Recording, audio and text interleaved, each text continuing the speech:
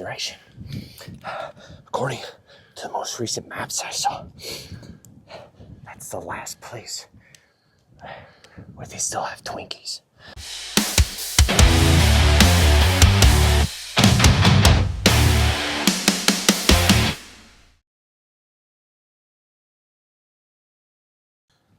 What's up, guys? Welcome back to Range Logic. Today is a special day. I'm here with my brother Steven again, and we have a new series we're about to start. It's a long-term series, kind of going over some builds and some unique gear that we're trying to work on here. You want to explain it? Yeah, so you might notice that the guns you saw in that opening bit, the gear that you saw that we're wearing in this opening bit, it's not the everyday gear. All right, and we're aware of that. This isn't something that every Joe Schmo is going to have. However, we kind of wanted to start our builds with what would you want in the end of the world scenario? And we didn't want to just go, all right, hey, let's both build a PSA rifle and go with that. Yep. We've done it. We love that. We love PSA rifles. But we also wanted to do something where we could buy the last rifle you're going to ever buy, sort of thing. Kind of like a no holds barred, like just kind of like, you know, unlimited budget, so to speak, but just like what would be your dream rifle if you could only choose one for the rest of your life, and how that rifle and gear would be set up and what you would go with. That's why over time it's going to evolve until we kind of lock in exactly where we're at. Exactly, and that might seem hypothetical right now, but our main goal with this is not no holds bar, what rifle do you want? And you know, that might be a lot of different things, especially if you're thinking, oh, I just want a range toy. We wanted what's the best you could build, but have it be functional in the sense of durability in the event of an apocalypse or post-apocalypse, where there is you can't run a rifle that you're worried about MOA accuracy. You need something that's going to be perfect and hit every single time. Or something that's going to be finicky if you forgot to put 7 drops oil instead of 6. Exactly. You know? So that's why right now you're seeing an HK 416 and a Daniel Defense Mark 18. So these two rifles here are probably some of the most durable rifles ever made. The Mark 18 being used by the Army and the HK 416 being used by the Marine Corps. These are just the base platforms. You're going to see these weapons evolve. I personally have a couple of different parts coming in for this in order to help out with the ergonomics. This is heavy, so I'm working on getting mounting a bunch of stuff on this rail in order to help me wield the weapons. I got some foregrips coming and stuff like that. I know with Daniel, he's a little bit further along with the grip section. However, he only has a red dot at the moment, but he's working on getting a magnifier. So you're going to see these weapons evolve over time. And I'm super excited to show you more about what our plans are. Going forward in the future, you notice the kits that we're wearing. We're going to be doing in-depth dives on every single piece of gear we're wearing and what the purpose of that gear is and why we chose it. So this should be a how-to guide to build your own post-apocalypse setup so that you can, maybe you don't have to buy the same caliber of gear we're buying or anything like that. We're going to give you options in middle of market or even lower end as well. But, and kind of give you tools and ideas on how to choose, how to decide what would you like to have for the end of the world. Like maybe there's things you're not thinking about or we're not thinking about either. That's why this is going to evolve. So there'll be videos from just myself and just Steven going through our individual gear probably over the next year or so or more until I think we would finally have a solution, because we obviously, you know, I mean, this is expensive gear, but we are building on a budget, you know, as we go, and we're buying things, piecing at a time, putting it together. It's not something that got swiped on a credit card and then it just showed up at the door. We've been working on these for several months. And I think a big part of what we're working on is not just buying the gear and then saying, hey, use this gear. Every piece of gear I've bought here today, I've used extensively already. This is most of this gear I've had for over 6 months, and I've been training with it and using it. And Dan's been doing the same. You've seen his Mark 18 before, and we're slowly building up over time, seeing what breaks, what works, and what doesn't work, so that we can adjust. And then we're going to brief that to you when we get to that piece of gear in that video series.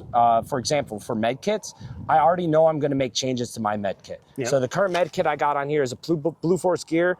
micro, and I love it. It's a great med kit. However, I believe this Blue Force Gear Micro would better serve me on a combat belt in the back, and I'm going to run a nano on the side instead. Yeah, you should give that And to I me think that so I can put it across my belt. No.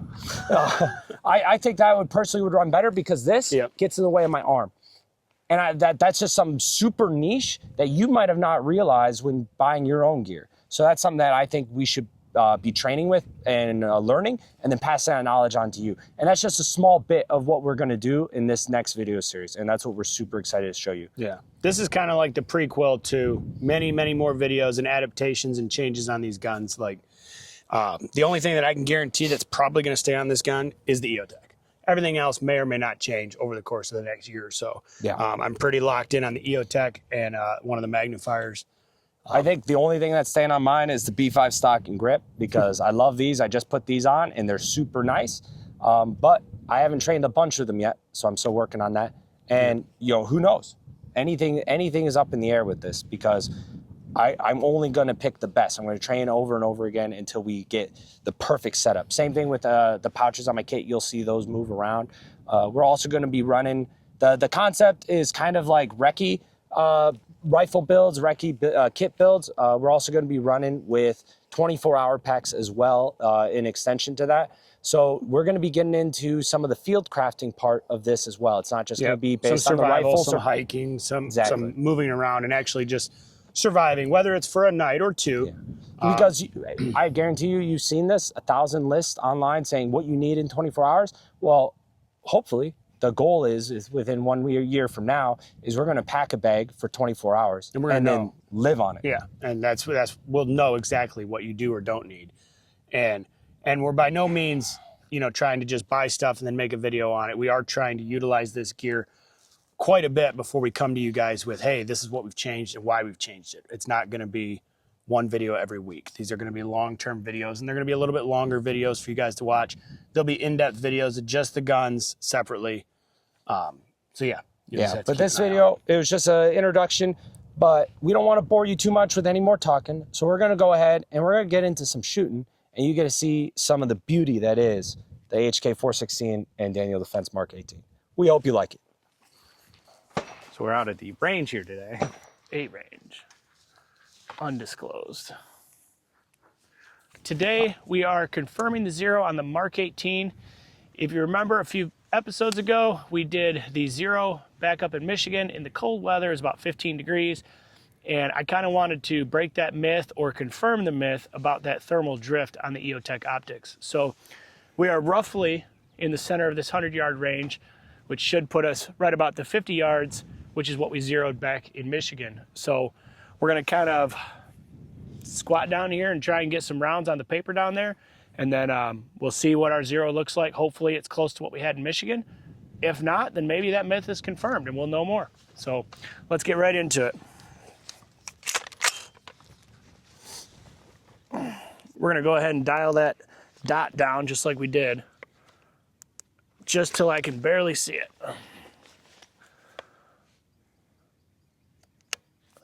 And then we're going to aim for the center dot again.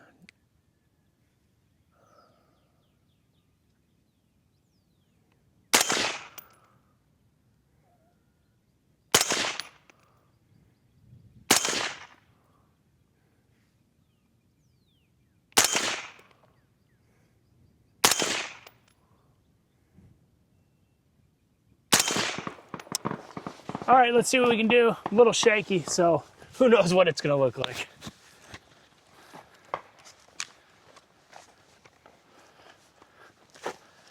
Probably 0 hits. I think it'd be all right. Might have been better just laying down. Hey, that sounds like more than one shot every 4 seconds. Yeah, I think so. Yeah. I mean, that actually relates to my movement while I was shooting. I mean, I don't typically shoot in the kneeling position, but we'll see if we can stabilize and try to get a little bit tighter of a group, maybe on one of these other squares. And, yeah, that looks pretty good though, because overall, if you're looking at which ones are flyers or not, like the height's good. Yeah. It's just left to right movement, and that's just a stabilization issue. So it looks like there is no thermal drift at all. when I was shooting it, like, I mean, I was going here and here, I mean, it was trying to get the shot off, So, I mean, it does make sense. We'll try again, see if we can get a tighter group, but I kind of think that myth is kind of BS. Yeah, the fact that EOTechs have thermal drift? Yeah. Probably not. Seeing as this is like, what is it, an 80-degree temperature difference? Yeah, I mean, what is it right now? It's about 75 out, and you sight it in at 15. Yeah. So we're looking at a over 50-degree temperature difference. So, I mean, I would think if there was going to be something, even with my sway and stuff, I would have thought it was going to be more. They're talking like it's like you'll miss the whole target. So yeah, they're talking like 10 MOA thermal temperature drift, and this is not even. This is sub MOA.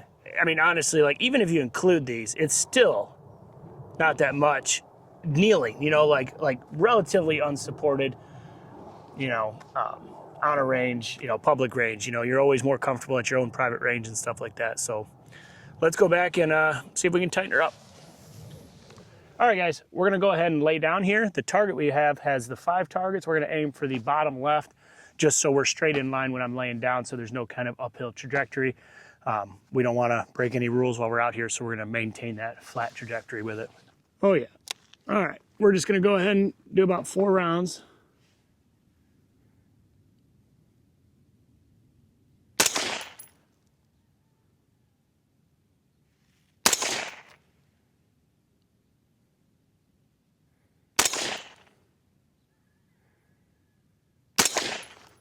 And there we go. Let's go check that out.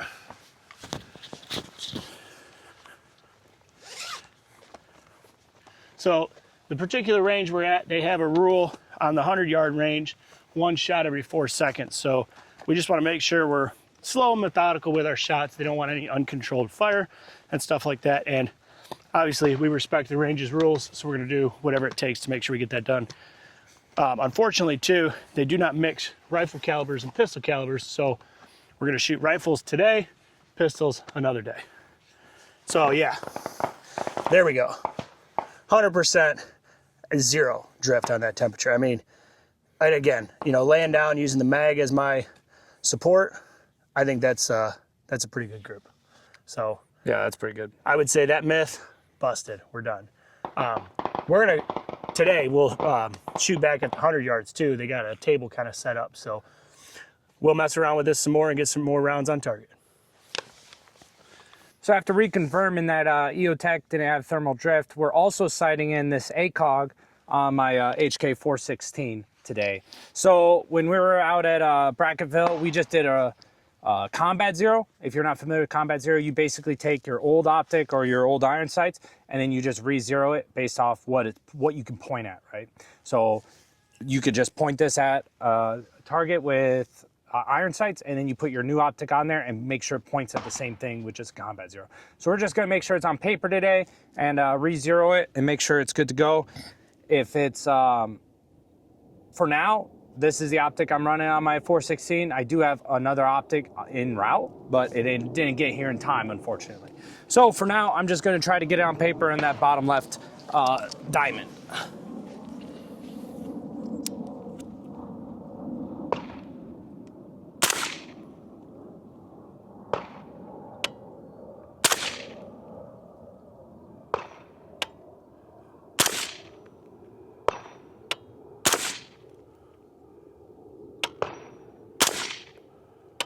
So looking through the optic, I am hitting low. So that actually translates well for this range. I'm about 20 yards away. We just want to make sure we're on paper before we step back to 100 yards and go, oh, I don't know where my bullets are hitting. Especially since we didn't bring a spotting scope today. Yeah, didn't bring any of that. So with the 4X zoom, I can see clearly I'm hitting low. So what we're gonna do, I'm hitting centered. So I know I'm safe there. We're gonna back up to 50 yards, try that out, and then we back up to the full 100, and we should be hitting at the top of the diamond inside the ACOG. All right, we're gonna go ahead. We're at 50 yards. We're gonna reshoot, and we're gonna go for that. Bottom right target now, and we're just gonna make sure we're on paper. See if we have to adjust any.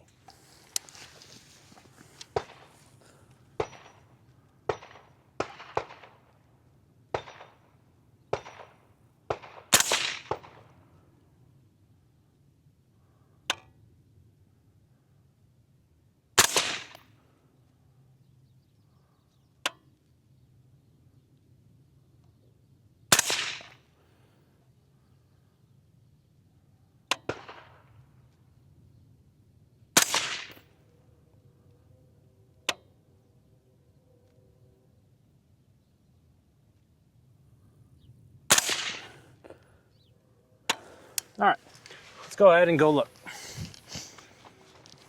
Okay. So that was 4 shots, bottom right target, all of them perfect. This is kneeling, so not my best grouping, but yeah, that's pretty good actually. Yeah, that should translate to 100 yards probably being right on it. Yeah, and the big thing with the 416, the 416 is a sub MOA rifle, so when we go to actually sit at the bench and shoot, we want to verify that it's sub MOA, because I have made modifications to it. Any modification you make to your rifle, you should re-verify the specs of the rifle, because at the end of the day, we all like putting Gucci shit on our rifles, but if it's making the rifle worse, then there's no fucking point. So two of the things I did was I put a brake on it, SOCOM Surefire brake on it, so it can hook up to the SOCOM rifle or suppressor pattern. If that's making it less accurate, I don't fucking want it. I want it to be at minimum what the rifle's rated for. This rifle in particular is rated for sub MOA, so I need to get that out of it minimum. So we're gonna go to the 100-yard mark and actually brace it and sit down and see if we can get this sub MOA. So that means less than 1 inch grouping at 100 yards. So we're here at 100 yards now. We're gonna reconfirm that this optic is zeroed properly for the weapon. We're also gonna check the MOA of the rifle. So I'm gonna take as precise shots as I could possibly take on the left target center, and we'll see what our MOA is looking like.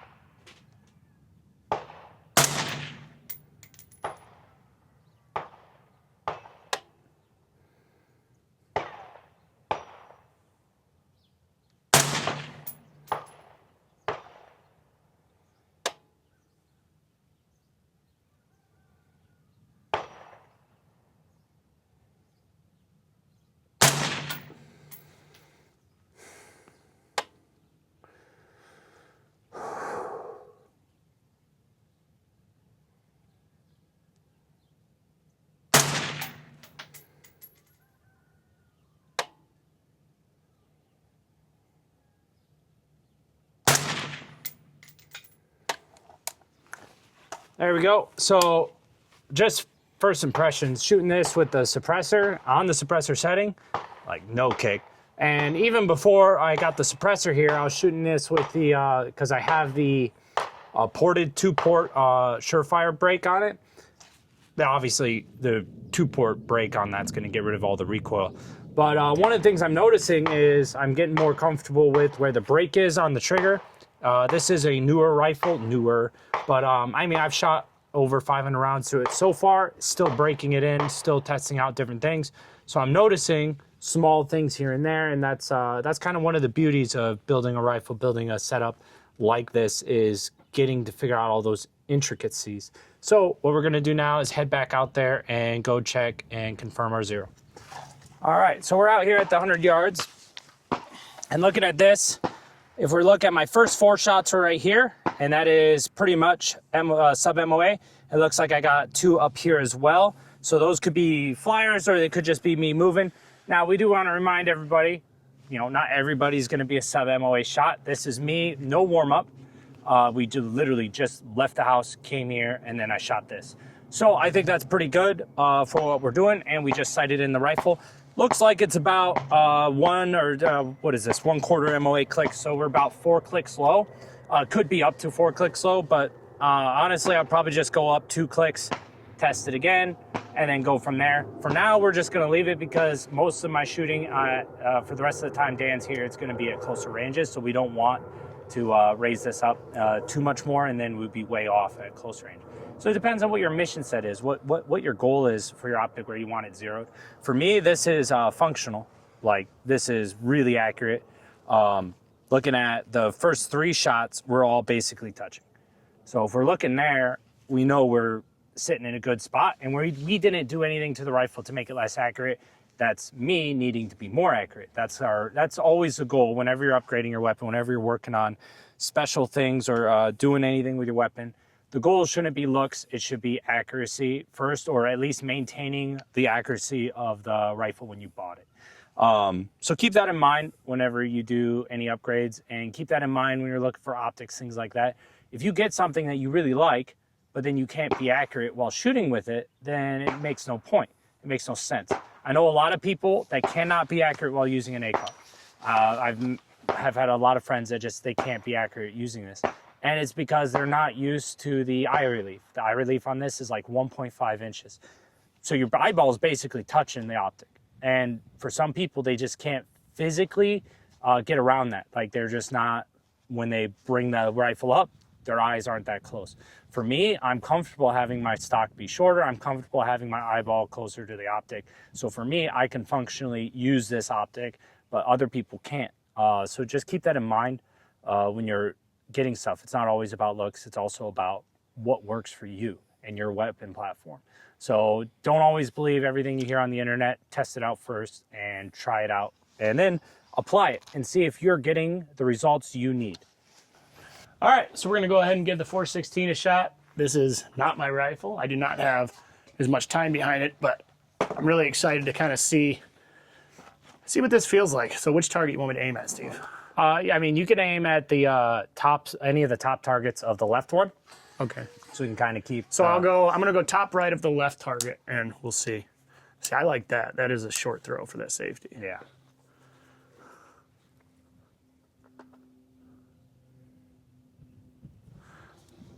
Dang.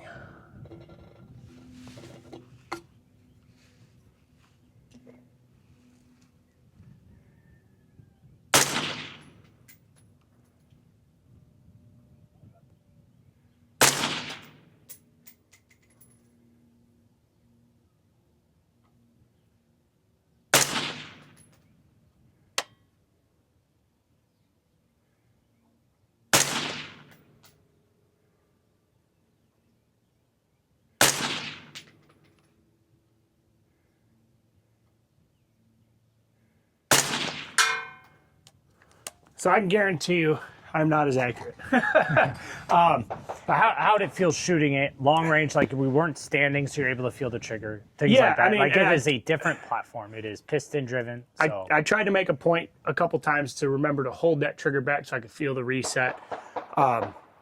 It's super smooth. Like it feels awesome. I kind of wish we had like even a temporary bipod on it or something. And like I know making excuses to be more accurate, whatever. But you know, for me, like that's kind of where I excel 50 yards in.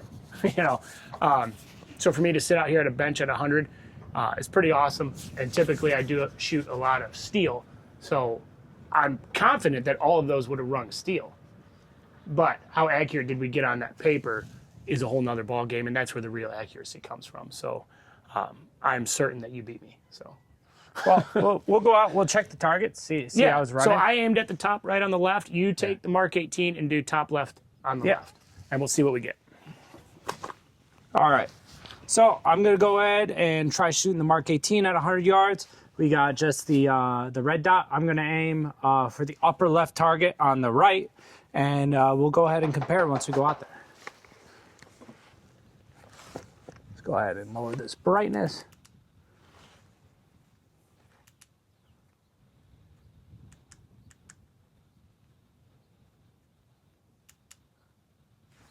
All right.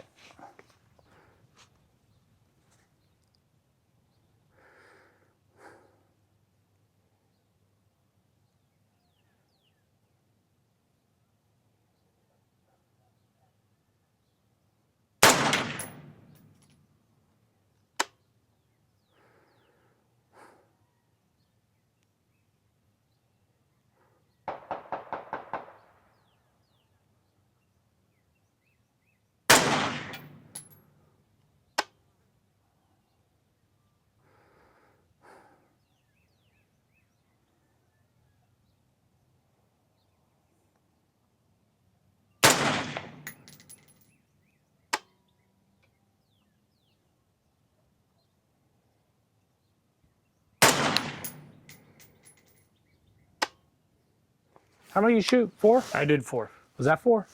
That was more. I thought that was 4.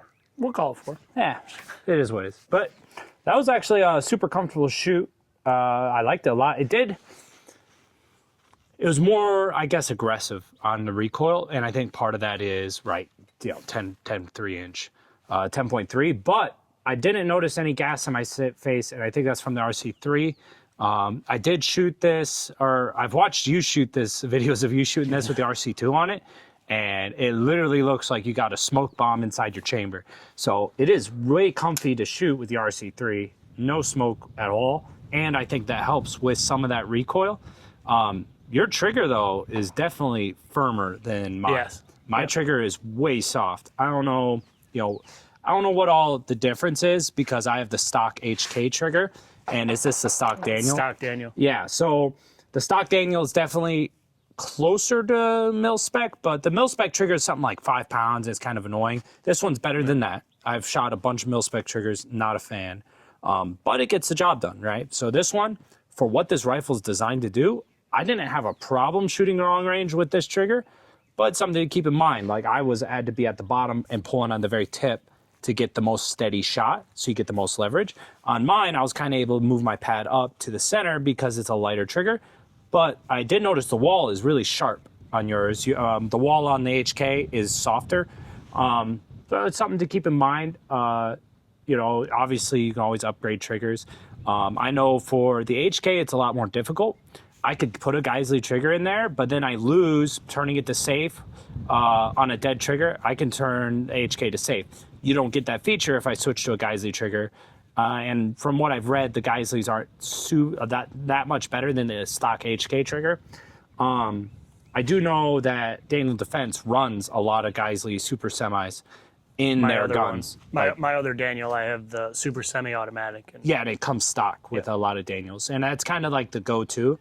So I'd really like to see that in here eventually. I think that'd be a lot of fun for that close range, rapid fire. But an application like this, even a more closer to mil-spec trigger, there's nothing wrong with it. You just have to change your grip for what equipment you're using.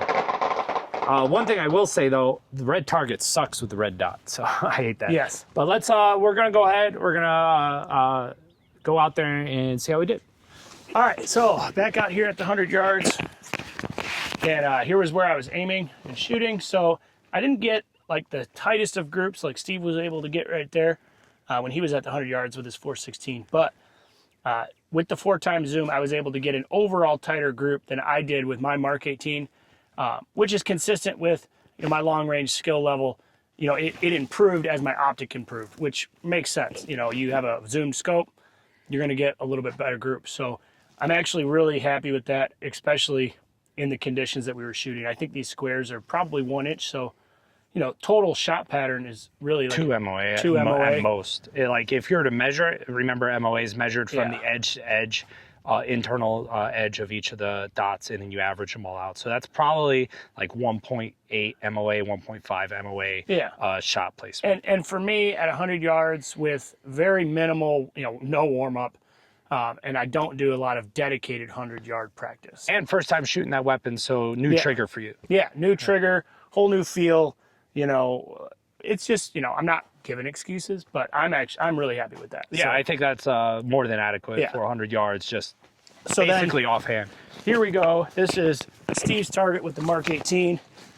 So he did have pretty tight shots right there. So I had 4 shots. These 3 are all, sub 2 MOA, but then I had 1 flyer. Yeah. So that was me jerking the trigger. It was probably my first shot, and then I have my other shots right there. Yeah. So overall, I think that was pretty good. I think, with any weapon, it's practice, right? So for me, I practice a lot at long ranges because that's where I can get a lot more time shooting in, because I can come here and shoot all day. Whereas if I go to a tactical range, I can only shoot for a couple hours. So, it just depends on what you're shooting. But it is also, new rifle for me. So for me, I feel like, a lot of people go, oh, you need the long barrel for long range. And I really don't think so. I think a lot of it is just user, right? You have to practice. You have to go out there. You have to practice at those long ranges. And if you don't have trigger control, you don't have breathing control, you're going to not be as accurate. And it's practice, right? It's all practice.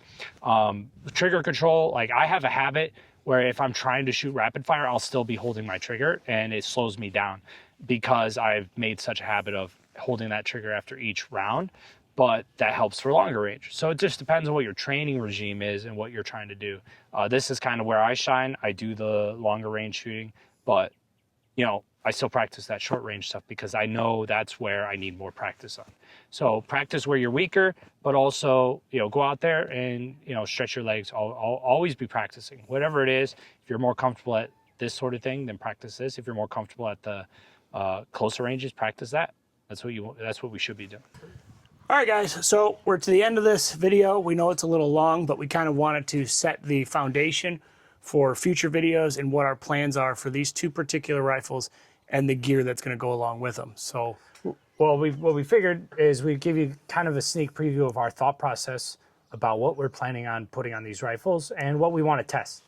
So a couple of things. I'm setting mine up as a medium to long range, sort of like recce rifle. So I have a VCOG on order, and then I have what is it? I'm going to be running the LaRue Harris bipod. So that's a little Harris bipod with a LaRue mount. A couple of other little, you know, things here and there. All of that's kind of trying to add up to a universal rifle that kind of works for any situation, but it's definitely designed for long range, but it can do close range as well. That's kind of why I'm running the VCOG. So I have that 1X, but I'm also going to be running an RMR as backup. The overall design, the reason I went with the HK specifically was I wanted a piston firearm, but I also wanted something mil-spec. So no matter what rifle I picked, it had to be a contract winner. So whether that been the Mark 12 from Daniel Defense that won contracts, it could have been the, I was looking at 308s, but we both wanted to stick with 5.56 because we believe that the weapon you train with is the weapon you'll use, and we can't, like, it's prohibitively expensive to train with 308. Yep. So that's kind of the future of what I'm going to be running with here. One of the biggest reasons I went with the HK is the Marine Corps obviously picked the 416 a while ago to replace their 249 series.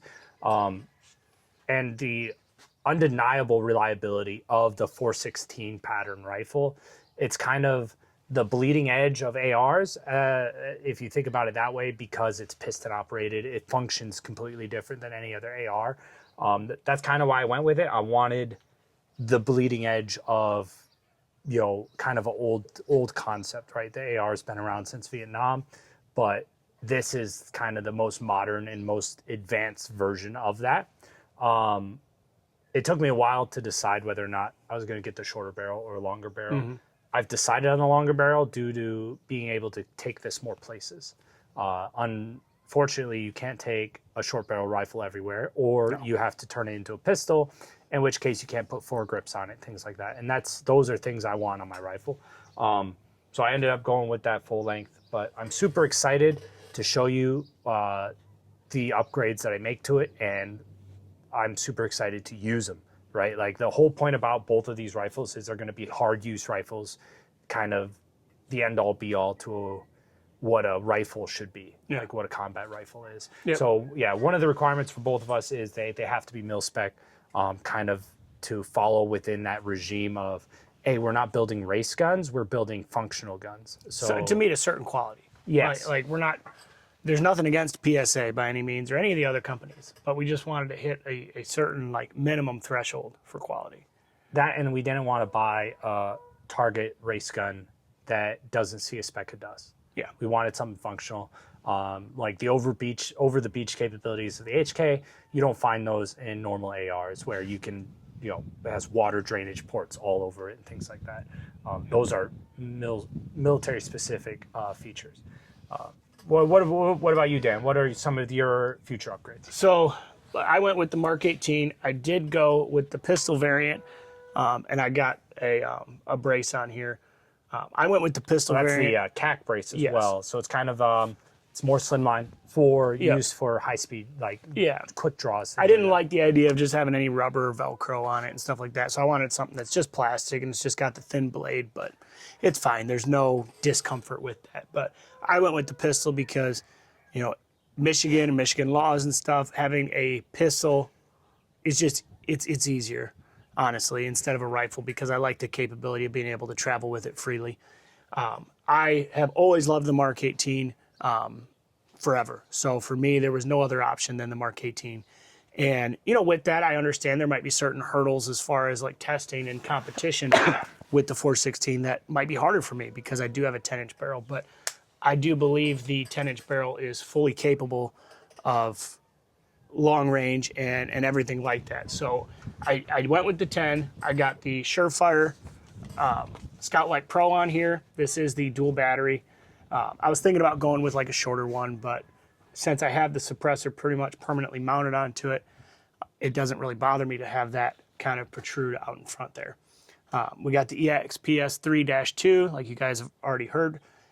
We are gonna, future plans is to get a magnifier on here with the Unity flip down mount on there. But Yeah, other than flip like, to center mount's gonna be sick.